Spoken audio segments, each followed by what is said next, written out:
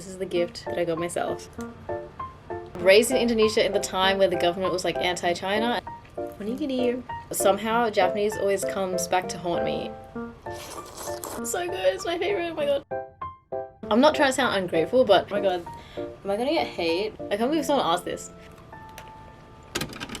Finally, I get to eat now. The other day I finally hit 1,000 subscribers!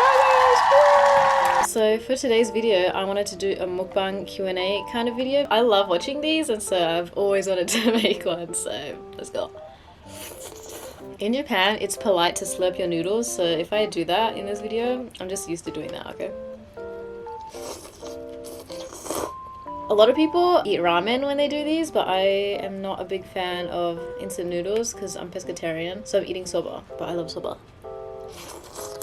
So everything I got was from the local supermarket. We've got chocolate soy milk because the Koreans like to have banana milk, but I can't do that. I've got tuna onigiri.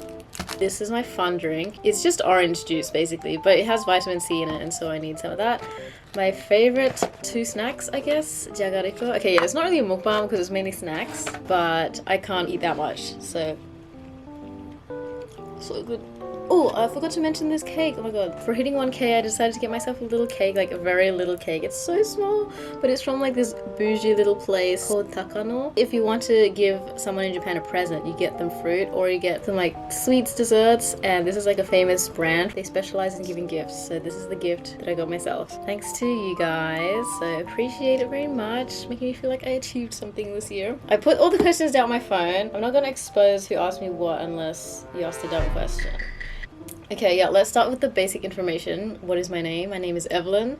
I have a full name, but like, I don't know, I think because I started on Twitch, I'm like very cautious about giving out personal information, so I think Evelyn is enough information. I feel like YouTubers always go by their full name and it's normal, but no, that's weird for me, so it's just Evelyn. Next question, what is ebi fried? Ebi fried is my in-game name. Since my name is Evelyn, in Japanese, the letter V is not in the alphabet, and so it's very hard to say for Japanese people. So my name in Japanese would technically be like Eberin or Eburin, and I didn't like those at all. One of my friends at the time jokingly said my name would be Ebi. Ebi means shrimp, and it's not a normal nickname. Like, you don't want to be called shrimp. It's like if you were making a name in English and then someone gave you shrimp. Like, not cute, actually. But I think that's one of the reasons I liked it, because I know nobody else is called Ebi. So I was like, oh, that's a really cute nickname. It's a lot better than Eberin and not as confusing because people know how to say Ebi already. So my first game that I played online that made me get Discord was Splatoon 2, and in Splatoon the main characters, they're all squids and like octopuses and stuff, and so I thought Ebi is a shrimp. It's also a seafood, and that fits perfectly with like the Splatoon theme, so I took that little nickname and then Ebi from Splatoon, and then I got Ebi fried because it can't just be just Ebi, right? It's too short, and because you fry Ebi, I love tempura Ebi, so it just makes sense, you know? Okay, number 3 is what is your ethnicity? I get this a lot. My ethnicity is Chinese, but my parents were born in Indonesia. And they were raised in Indonesia in the time where the government was like anti-China, and so my parents did not learn Mandarin. That's why I don't know Mandarin, okay? So I blame it on my parents. My parents moved to Australia. I was born in Australia. I'm technically Chinese Australian, but then I feel like that's not a good enough description because then people are like, why don't you speak Chinese? I ended up learning Chinese by myself for a year, but that was like just because I wanted to. Thanks to knowing Japanese, like learning Chinese is so easy. So if you know Japanese, you should learn Chinese.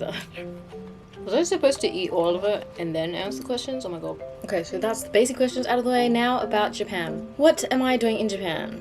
I am a full-time language student in Japan because I needed a student visa to get here pretty much because I couldn't get a work visa straight away. Does that answer it? I feel like that's so vague. I'm just here for language school, but okay, the next question is plans after language school. So the reason I wanted to do language school is because it was like the fastest way to get me to Japan, but the more long-term goal is to work in Japan because I was just tired of working in Australia. There's nothing that inspires me in Australia, and I knew it was time to move. I was basically trapped there because of COVID, and I'm glad that everything worked out the way it did, because if there was no COVID, I would not be in Japan. Like, I don't know why, but somehow Japanese always comes back to haunt me and becomes a part of my life. Like, I did not choose this. I'm not trying to sound ungrateful, but genuinely, I think Japan chose me. Oh, that sounds so like obnoxious, but it's my best choice right now, and so I'm very grateful that I can be here. Oh my god, am I gonna get hate because I'm like living out some people's dreams and I'm complaining about it. I'm not complaining about it, it's just that none of this would have happened if COVID didn't happen. Favorite snacks in Japan? With Japan, I'm pretty much like living off nostalgia basically. So I used to come to Japan a lot when I was a kid, right? And because of that, there's like a lot of snacks that I like because of nostalgia pretty much, and I haven't really gone out of my way to try new snacks. So, okay, so snacks is like 3 categories, right? There's like savory, there's candy, which in Australian is like lollies, and then there's chocolate. So 3 different categories. For the chocolate category, I love Toppo.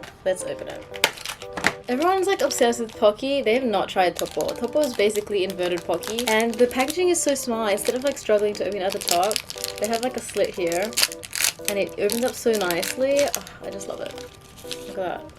Oh my god, do I have to beauty guru this? Yeah, so it's basically Pocky, right? Except the chocolate's on the inside, and it makes all the difference in. It's my favorite. Nothing will be better than this in the chocolate category. In my opinion, Japanese chocolate is not my favorite. I think it's a little bit too sweet. People who like Japanese chocolate, they like Japanese chocolate, but people who don't, they don't. You guys that get it. Other favorite snack, also based off nostalgia, it's called Jagariko. If you have a Daiso in your country, then they might sell it. I don't know, but they have heaps of different flavors. My favorite is salad. I don't know, it makes me feel a little bit healthier. Obviously, it's not. It's like little potato chips, and if you go to like Harajuku, they make these fresh, so like fresh hot potato chips, but then merged with this potato chip. It's so good. It's my favorite. Oh my god, I haven't had it this time, but I should. Then we have the onigiri.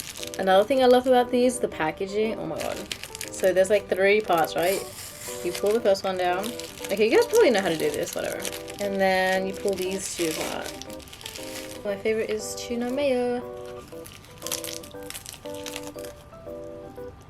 Favorite place in Japan so far? Okay, so despite having been to Japan so many times, I actually haven't traveled that much, but recently I went on my first ever solo trip in my whole life. I went to Hakone. I feel like it was a life-changing experience. I know it's so cliche, but seriously, like I was scared to travel alone before that, but so you better subscribe if you want to watch that video.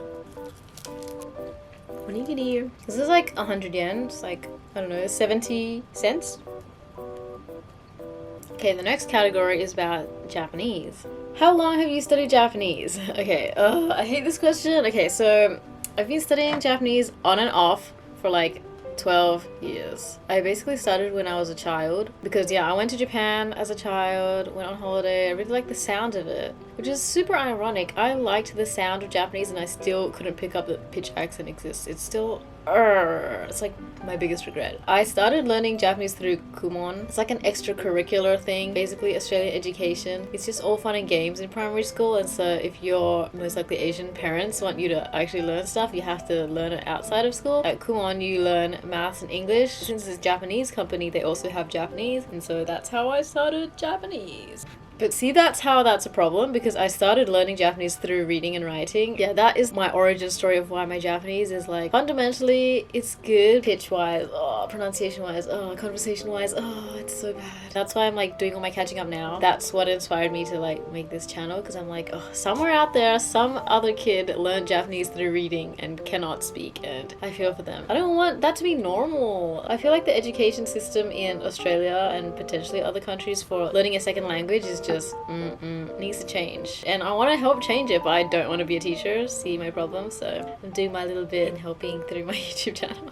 So any tips on studying Japanese? I did make a video that's like, I did make a video about like how I would learn Japanese if I could start again. Basically 3 tips that I have that I wish I could tell myself back then, so I feel like that's a super important video. Otherwise, it depends on your learning goals. There's just so many things, so I'll do that for another video.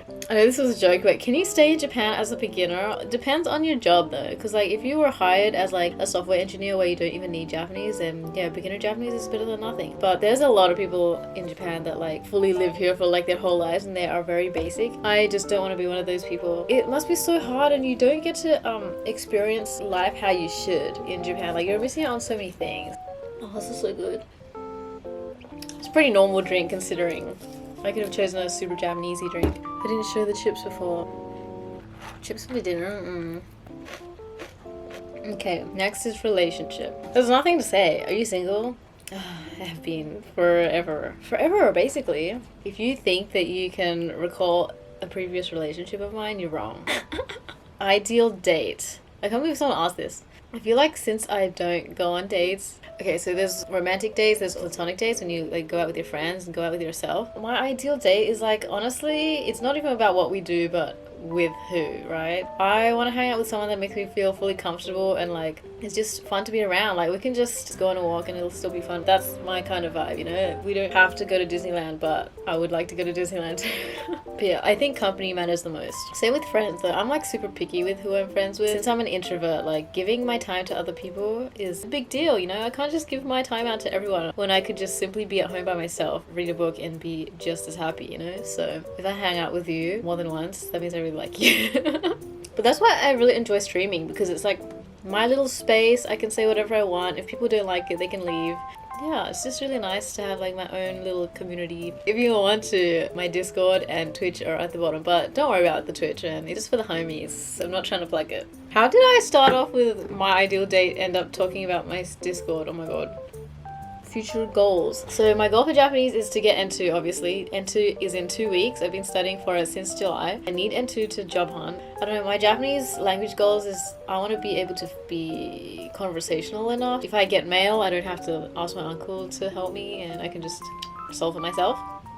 Okay, goals for YouTube. I wanted to hit 1K by the end of this year, which we already hit it in November, which is amazing. I would like to get monetized. I need to get like 4,000 watch hours. Oh yes, another goal would just be like be able to be consistent, build a system where I can post once a week. Damn, I did not know that posting once a week was such a struggle. When I saw YouTubers post once a week, I was like, what would they do for the rest of the week? But no, life happens in the rest of the week. Oh, it's like I have to scrape as much free time as I can to make these videos. I just need the energy, so thanks for being patient and watching. I know somewhere out there there's like 5 people that watch all my videos, so if you're one of those 5 people, arigatou gozaimasu. So the last category is like annoying questions I got from Twitch people. Favorite mod? I don't have a favorite mod. Okay, wait, so I would love to get mods one day on YouTube so that people can like moderate the comments. Like I don't want to read hate comments when I eventually get them, right? I'm gonna make you mods do it. Favorite moment from streaming? Oh my goodness. Okay, well, I feel like it's a little biased to say like all the big events, but like charity stream or like my birthday stream or that one time I feel like I streamed for 17 hours. Any of those big long streams are super memorable. Or like when I did my final stream to leave for Japan, or even my cosplay streams or Halloween streams, just all these event streams that I used to put so much effort in, like the Christmas stream. Okay, anyways, let that be the end of the video. If you want to be able to ask me the questions next time or like talk to me, go join my Discord, follow me on Instagram. All that stuff is in the bio. It's not a bio. Anyways, thanks for watching this week's video. I'll come out with something more useful next week. Bye bye.